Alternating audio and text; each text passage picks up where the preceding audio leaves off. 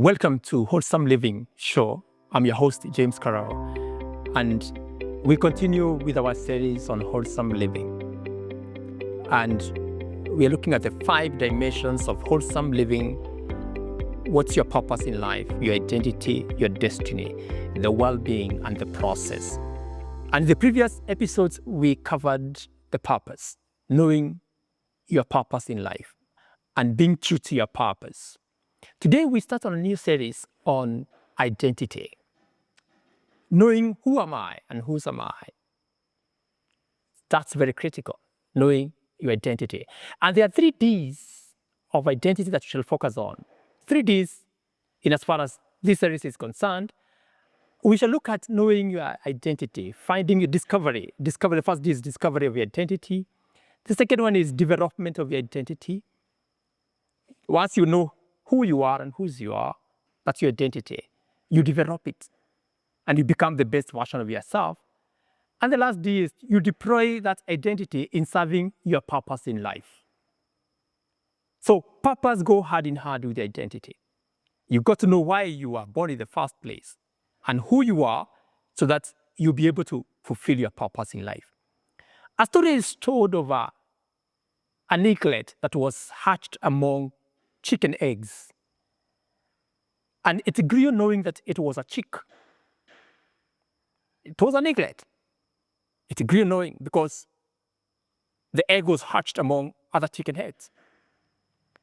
And so this eaglet, which was an eagle, continued to behave like it was a chick. Whatever the chick would do, it would do. One day, an eagle up in the sky saw someone who looked like a close relative, like a sister or brother, and came and challenged this eaglet. What are you doing there with the chicken? Don't you know that you're an eagle? And the eaglet that grew among the chicks said, "Oh, I'm a chicken. I was born a chicken. I'm just being myself." I said, No. Look at yourself. And the eaglet hesitated. "I can't fly like you up there in the skies." But the eagle said, "No, you're meant for the skies, not for the ground." And then the eagle tried to persuade this eaglet, but the eaglet could not believe it. And the eagle flew back and left it. Then once again, another day, the same eagle saw the eaglet behaving like a chicken. And it got so disturbed and came down to earth and lifted it up and took it to where other eagles were in the sky. And challenged and dropped the eaglet, and the eaglet flapped its wings and it started flying, sewing on the wings and said, "Oh, you mean I can fly? I think I was made for skies, not for the ground." It discovered, though it was hatched among chicken, it was an eagle.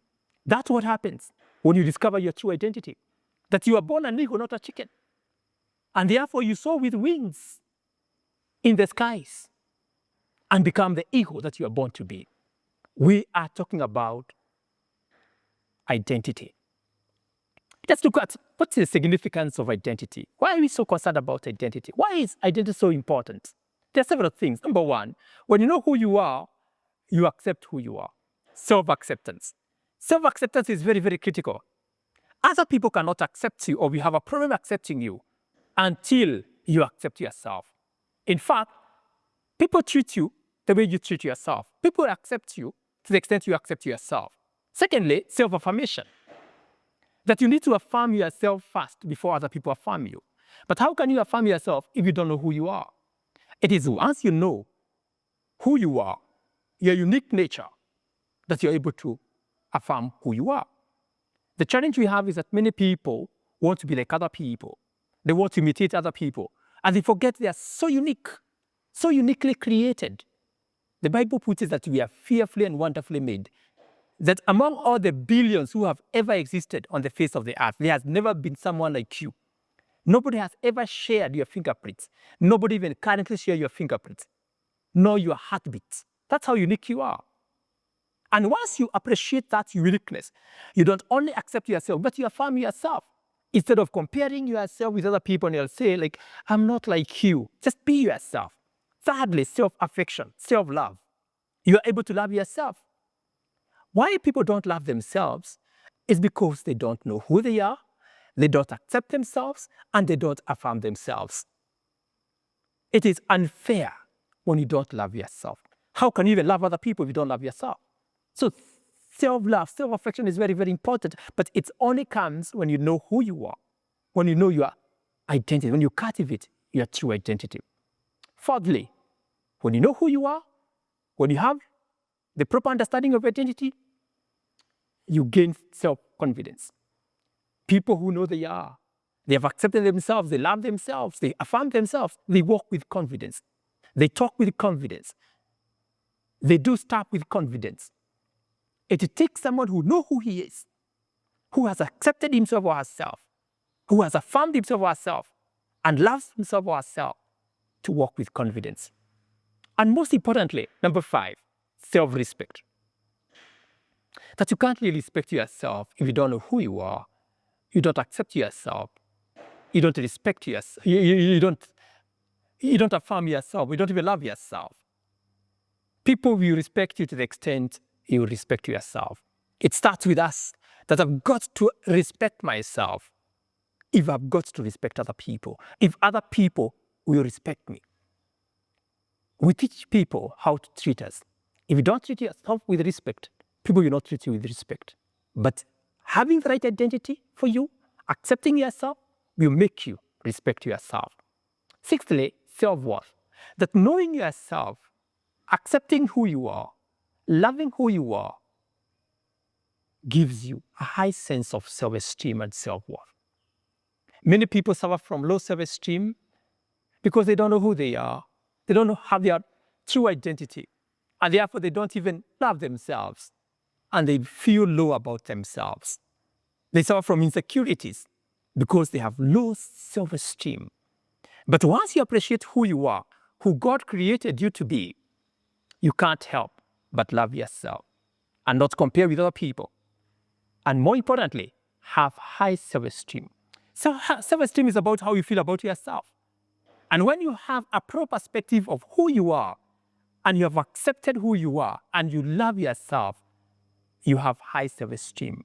It's unfortunate there are many things that we do that are not well aligned by our true sense of ourselves. And last but not least, self-investment, that you invest in yourself. There are many people who are challenged to invest in themselves. They may even invest in other people, but they don't invest in themselves because they don't have a true sense of identity. Lastly, what are the dangers? What are the problems of identity? There are many people who struggle with identity. Perhaps the greatest tragedy of humanity is poor identity, false identity.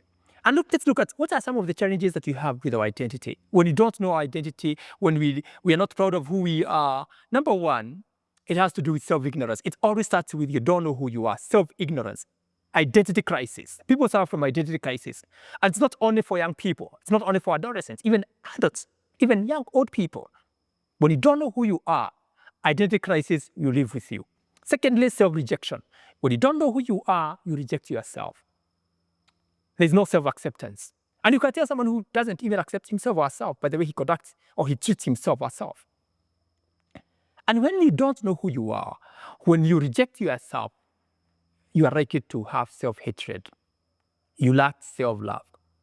Because you can only love yourself to the extent you know yourself and to the extent you have accepted yourself. And there are people who struggle with self-hatred. They may not even know it. Especially when you see people hating other people for no good reason. It starts with self-hatred.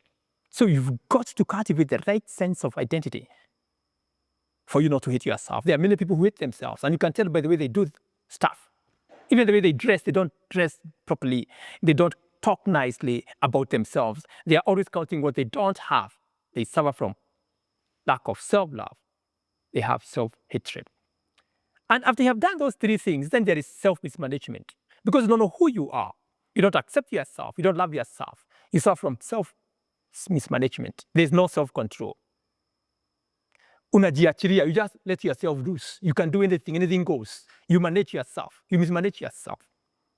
Then there is self-failure. Because of mismanagement, you fail at a personal level. There's poor performance in whatever you do. Because you don't have a good identity, you suffer from poor performance, low productivity, self-failure. Then there is self-esteem problems, low self-esteem, poor self-image. Because in the first place, you don't know who you are, you don't accept yourself. And last but not least, at the worst level, is self-abuse, self-destruction. And it can go from one level to another. It's a long continuum. People who hate themselves, people who abuse themselves, they abuse their bodies, they abuse their health, they take drugs, they do all manner of things. They involve in self-destructive activities. At the worst, they even can kill themselves. They can die by suicide. Self-identity, it's so critical in wholesome living. Tune in for the next episode as you look more into identity for wholesome living. I've been your host, James Karau. Be yourself and be the best version of yourself.